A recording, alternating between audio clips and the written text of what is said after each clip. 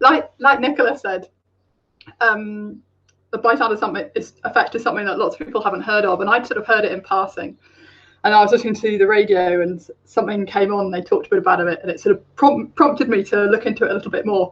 And I thought it might be something that would be valuable to other people to understand a little better, because I think it relates to the allyship point that we're hearing a lot about at the moment with Black Lives Matter, with Pride Month, and all the other sort of year-round allyship efforts. And it's so important, and I think we all want to find ways of helping, and I think this is useful information for us all. So I will start by telling a bit of a story that affected me personally. So had a big night out with Aid in London. So Aid's my wife, for those of you that don't know.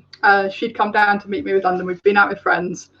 Brilliant night out, and we were just heading out to have breakfast in our favourite cafe in Pimlico. It's actually not very far from Tatchbrook Street, near the Bell Office. And we've learned, it's a learned habit of LGBT people to always glance around before you hold hands with your partner. And for some reason, we didn't do that day. We had sort of fuzzy, slightly cloudy heads, and it was London. It should be cool, so we were a bit careless. So we were walking along holding hands, and then there was this loud wolf whistle that turned everyone on the street's heads to look over, and there were two sort of relatively young men, and then one of them sort of caught my eye and shouted really loudly, and I'm sorry, this is a bit crude, "I'm going to show you what a real man feels like inside you." So my instinct at that point was immediately to try and somehow hide who I was and look as straight as possible. So I tried to let go of Aid's hand, but of course it was too late. But Aid's grip on my hand just tightened, because the two men were coming towards us pretty confidently across the road and continuing to shout more of their highly sophisticated chat-up lines. So there were quite a few people around when this happened, and everyone would have heard them shout because it was pretty loud. But they all looked over initially, but then they all seemed to sort of fade away. So I remember noticing one couple literally turn around and walk the opposite direction. And I remember someone else just sort of suddenly being very, very interested in their phone. So Aid and I happened to be walking past a florist. So we just darted into the florist and took refuge amongst the geraniums in there. But it wasn't a pleasant experience. So I love this quote, and I just wanted to share some more stories of this phenomena where people walk past and accept that something's happening. So the bystander effect was actually initiated or sort of first named in response to an event back in 1964 in New York, where a 20-year-old called Kitty Genovese was stabbed in New York City, and there were actually 38 witnesses that either saw or heard the attack, but no one called the police or came to her aid. And then people in the UK will all be familiar with the story of Jamie Bulger in 1993, who was abducted and then later tortured to death by two 10-year-olds in a busy shopping centre in Liverpool.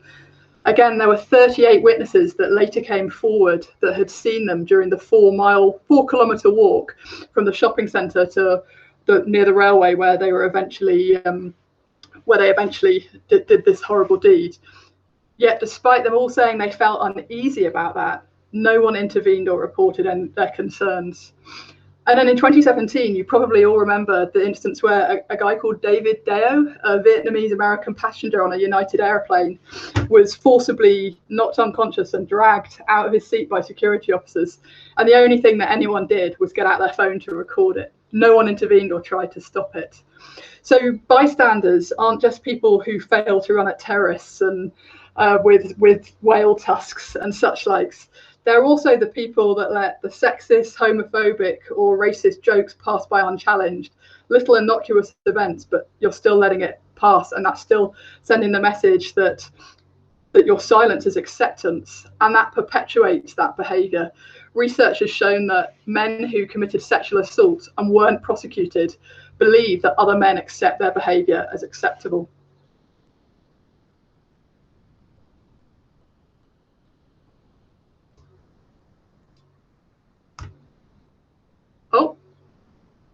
Oh no, having another disaster. Can you still see my slides? Yes. I've lost it. Ah, there we are. Cool.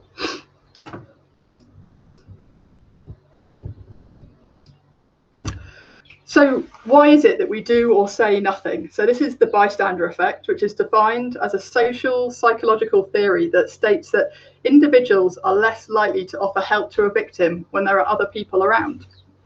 The greater the number of bystanders, the less likely it is that anyone will do anything to help. So this situation of action versus inaction in a group setting is absolutely something that applies to work. And it's not about the division between being a hero or a callous, nasty bystander. It's a lot more grey than that. And another thing that the research has shown is that, again, as the number of observers to an incident are present and the number increases, our parts of our brain that prepare us to take action, that fight or flight instinct, actually becomes less active. So there's something hardwired into our brains to almost encourage us to be bystanders and not intervene. And there was some research done by Latane and Darley, which was in response to that New York incident, where they actually proved this in a number of scenarios. And one of the experiments they did is they took a room, they invited people in, and they were given questionnaires to fill in. And then they began to fill that room with smoke to see what people did. And there were three conditions. In one situation, there was just one person in there filling in the form. In the second condition, there were three people in there and none of them knew what was going on. They were unknowing. And then in the third scenario, there was one person in the room who didn't know what was going to happen. And then there were two people who did know what was going to happen and deliberately noticed that there was smoke and took no action. So in that first condition, so you're on your own in the room, 75% of the people got out and reported that there was smoke piling into the room. So 75%. In the second condition, where there were three unknowing subjects, so you've got this potential for the bystander effect, only 38% of people reported the smoke. So you've dropped from 75 to 38 just because there were some other people in the room. And then in condition 3, where you've got one unknowing subject and two ignoring the smoke, only 10% of people took any action. So what we saw there from condition 2 is the presence of two extra people in the room halved the chance of taking any action.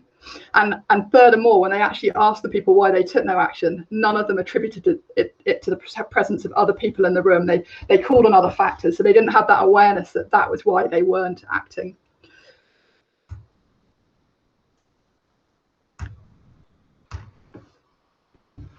So this can be in part explained by something called the diffusion of responsibility.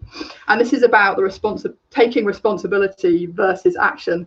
And a person is much less likely to take responsibility when there are other people there. This is because you're more likely to assume that other people are responsible for taking action, will do so, or already have done so. And the diffusion of responsibility refers to this decreased responsibility of action for each member of the group as the group gets larger. The other reason that this happens is also social cues. So time and time again, we see that when there's social pressure, that will facilitate inaction. So put simply, if you're surrounded by other people, you're much more likely to base what you do on what they do. And again, condition 3 sort of reinforced that with only 10% reporting the smoke because those two other people in the room didn't take any action.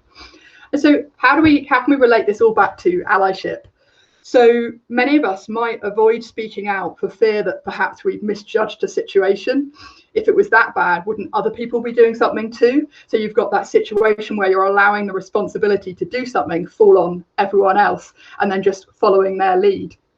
Psychologists call this evaluation apprehensive. So we're concerned that we might look stupid or overly sensitive or a bit strange if we speak out. And maybe we fear that there'll be bad consequences if we were to say something. So that could be the danger of being perceived badly at work or having a bad reputation.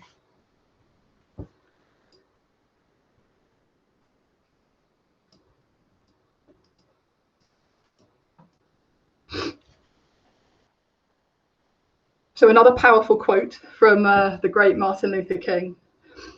So what happened when Aid and I came out of the florist in that story I shared earlier? So the men had gone, they'd probably completely forgotten about the whole thing. Maybe they do it all the time. And we felt safe again. But as we headed off to breakfast, that cloud of the experience certainly hung over us for the rest of the day. This was 4 years ago now, and I still remember it pretty clearly. So June is Pride Month. We've got a situation with the LGBT plus or LGBTQ plus community, where we've got influential celebrities coming with huge followings denying that trans women are women and likening trans women to sexual predators, and legislation being rolling back rights for trans women in the UK, and similar situations around the EMEA situation. We've got the Black Lives Matter movement giving us all an opportunity to take action, to not be bystanders, and to stand up against that violence and systemic racism that we're now learning about, really understanding and the impact on our black people around us.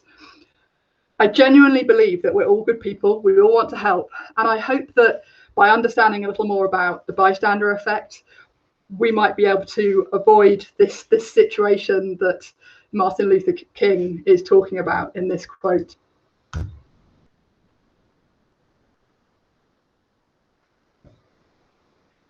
So I thought it might be useful just to give you some tips about how you might be able to put these things into practice.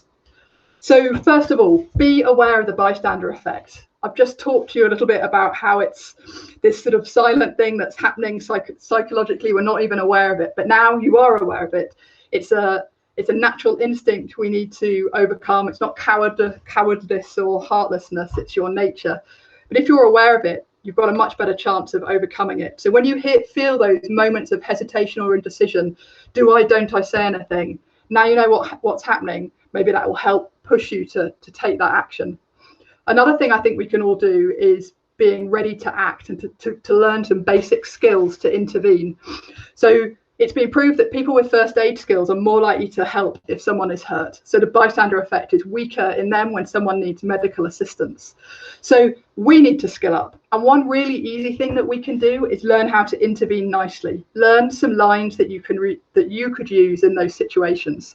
So, for example, if you see something that you're not okay with, you could just say, "I'm not okay with what you just said. Please, could you not say that again?"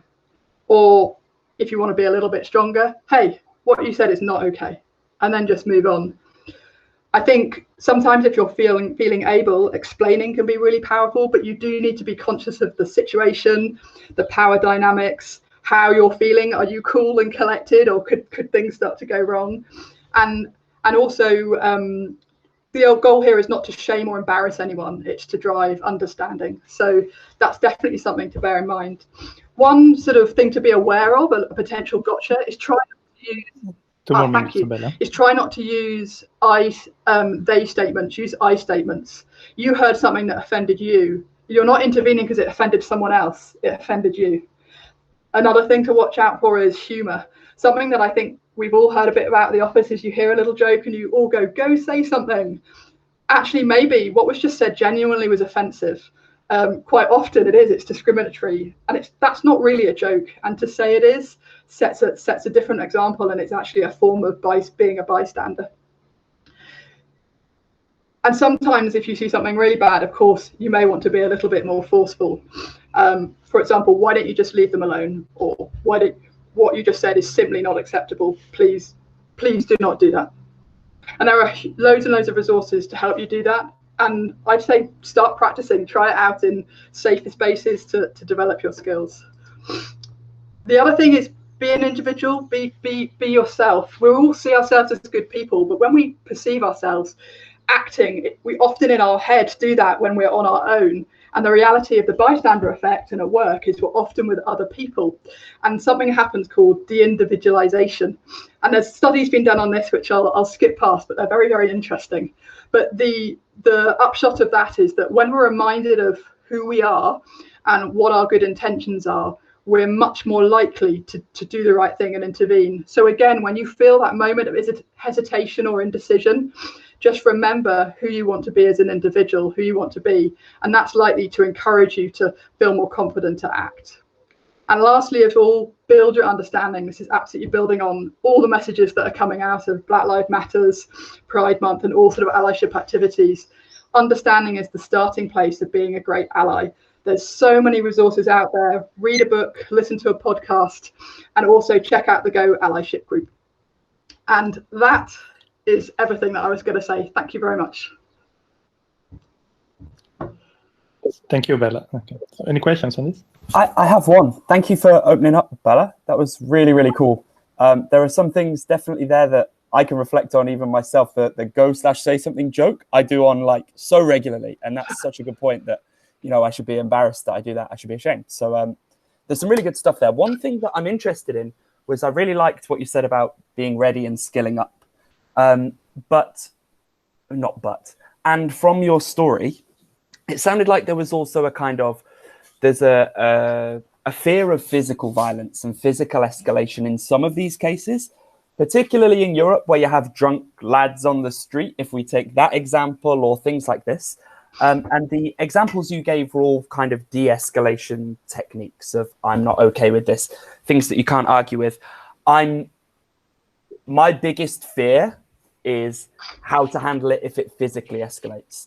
So I don't even know if any resources exist on how to handle these kind of situations, but certainly that's the first thing, is the challenge that jumps into my head would be how to handle this. So if a situation is escalating, then there's a judgment call to be made about, obviously you need to keep yourself safe, but if there's an immediate threat to someone else's harm that you could resolve in a way that didn't threaten your harm, then we all like to think we'd intervene. I think it's a very big question, which I'm going to struggle to answer in a quick way. But I was focusing on just that initial. I think some people just never do it because they don't know how to.